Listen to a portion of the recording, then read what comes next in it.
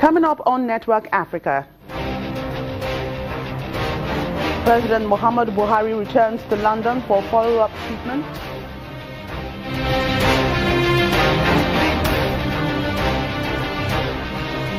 Tanzania mourns as hundreds attend funeral service for 32 children, 2 teachers and a driver killed in a crash on Saturday.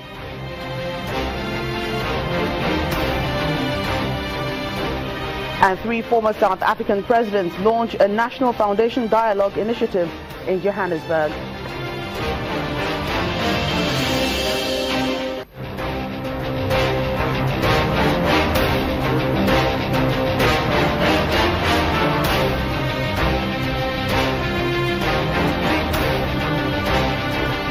Thank you for joining us. I'm Joke Rogers. We start today's program with stories that made headlines over the weekend.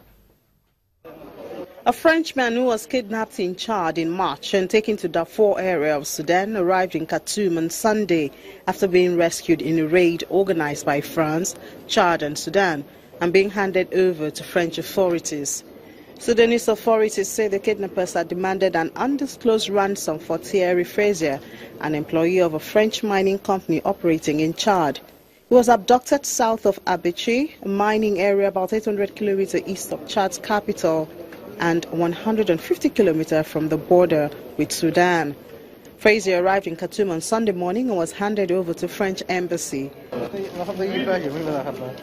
Elsewhere, a Chinese Navy ship handed over 3 suspected pirates to Somali authorities.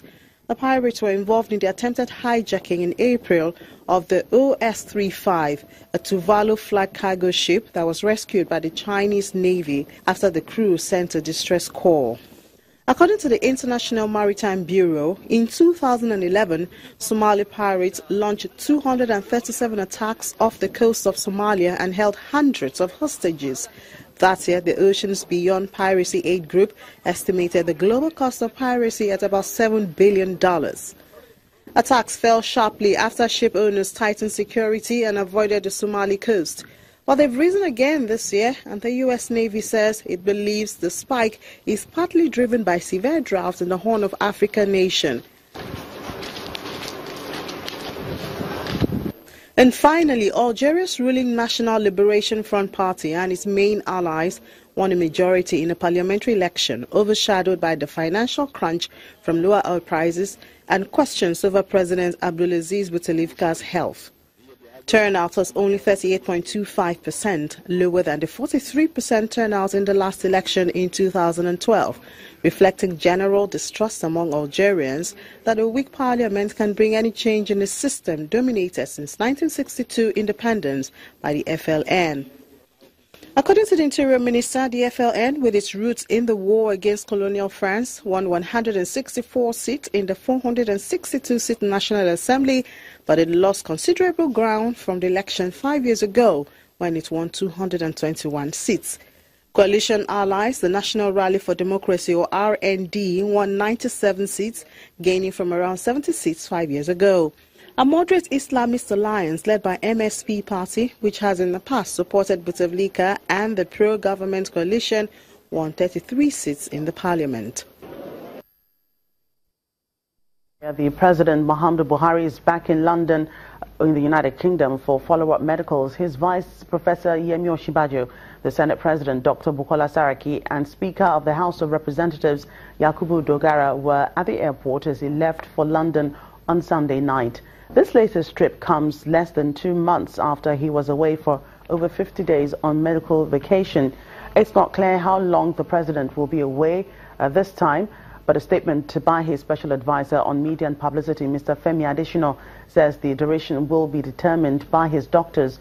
President Buhari has already sent letters about his trip to the leadership of the National Assembly in compliance with the 1999 Constitution. Let's get more on this implication of this trip.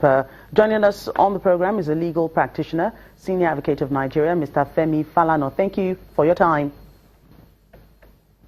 Thank you very much.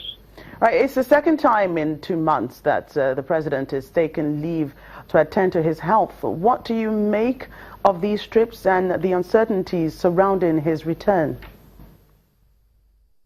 Well, As far as we are concerned,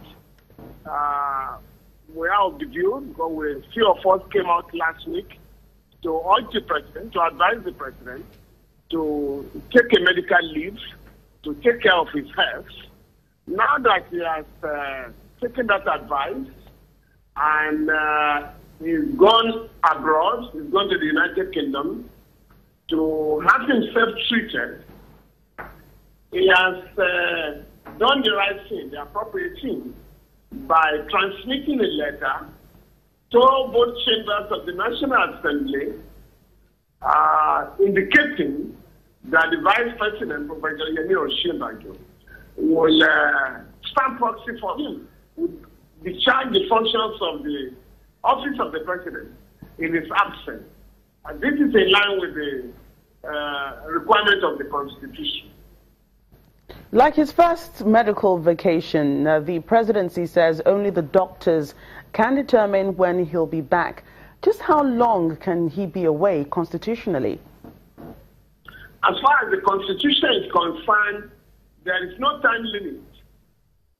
The Constitution is silent on how long the president may be away. But I'm of the view that if it's taking long, the president may decide on his own, to reconsider his position. But as far as the Constitution is concerned, the president may be away for as long as possible. So is there any, cause for concern? You said you were one of those that canvassed for him to, go and do follow-up treatment or go and take care of himself. Are there any concerns about his health? We were of the view that the president needed to go out of the country to treat himself.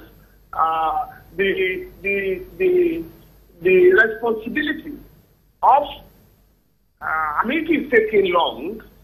The Council of Ministers, the Federal Executive Council, has the right to ask the president to resign on health ground if they believe that on ground of infirmity of mind or body, that the